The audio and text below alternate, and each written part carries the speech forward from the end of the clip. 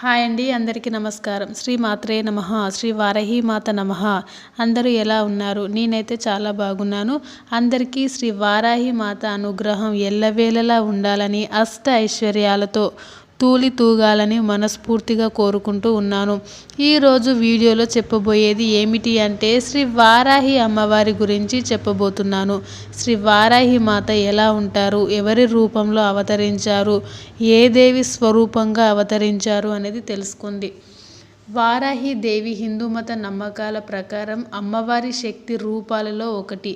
ఈమెను సప్త మాతృకలలో ఒకామెగా, దశమహావిద్యాలలో ఒకామెగా కొలుస్తారు.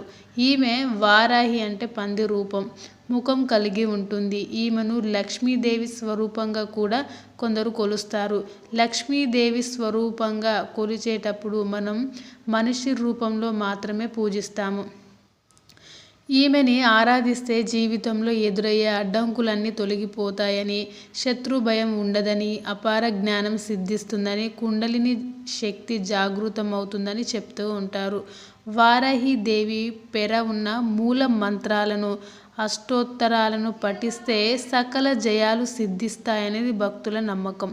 మరి ఇంతటి శక్తివంతమైన వారాహి అమ్మవారి గురించి మరికొన్ని ఆసక్తికరమైన విషయాలను మనం ఇప్పుడు తెలుసుకుందాం. మీరు మొదటిసారిగా నా వీడియోస్ చూస్తున్నట్లయితే తప్పకుండా లైక్ చేయండి, ఒక చిన్న కామెంట్ అయినా ఇవ్వండి. మిగతా వారికి, మీ ఫ్రెండ్స్కి, రిలేటివ్స్కి వారాహి అమ్మవారి గురించి షేర్ చేయండి. ఈమెను లక్ష్మీదేవి స్వరూపంగా కూడా కొందరు కొలుస్తూ ఉంటారు. లక్ష్మీదేవి రూపంగా కొలిచేటప్పుడు ఈమెను లక్ష్మీ రూపంలో పూజిస్తారు. ఈమె వారాహి స్వామి అర్ధాంగి. శివుడి నుండి శివాని, విష్ణువు నుండి వైష్ణవి, బ్రహ్మ నుండి బ్రాహ్మణి, ఇలా వారాహ స్వామి నుండి వారాహి మాత ఉద్భవించింది. దేవి మహత్యం ప్రకారం రక్తబీజుడనే రాక్షసుడి సంహారం కోసం దుర్గాదేవి తన దేహం నుండి మాతృకలను సృష్టిస్తుంది. అలా పుట్టుకొచ్చిన మాతృకలతో రాక్షసుడిని, అతని సేనని సంహరిస్తుంది.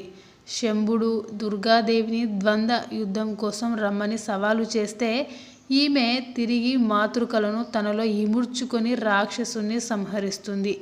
వామన పురాణం ప్రకారం మాతృకలు అమ్మవారి రూపమైన చండిక నుండి ఉద్భవిస్తారు. వీపు భాగం నుండి వారాహి మాత పుడుతుంది. ఈమె వాహనం గేదెగా తెలుపబడింది. అయితే రక్త బీజుడి కథలో వారాహి రూపంలో శవంపై కూర్చొని ఉండి తన దంతాలతో రాక్షస సంహారంగా కావిస్తుంది.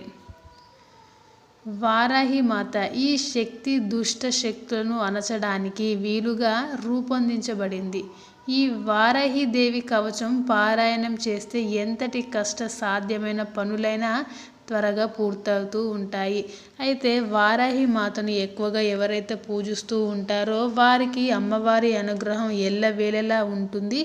అలాగే మీకుండేటువంటి శత్రువులు కానీ, మీరు ఎంత దూరంగా ఉండాలనుకున్న శత్రువులను కానీ దూరంగా చేస్తుంది వారాహి మాత. మీరు మనస్ఫూర్తిగా వారాహి మాతను పూజించాలి అనుకుంటే రాత్రిపూట 10 గంటల నుండి 2 గంటల సమయంలో అప్పుడు మీరు వీలు చూసుకొని, అమ్మవారికి ఒకరోజు వీలు చూసుకొని వారాహి మాత గురించి మంత్రాలను జపించవచ్చు, లేదంటే పూజ కూడా చేసుకోవచ్చు.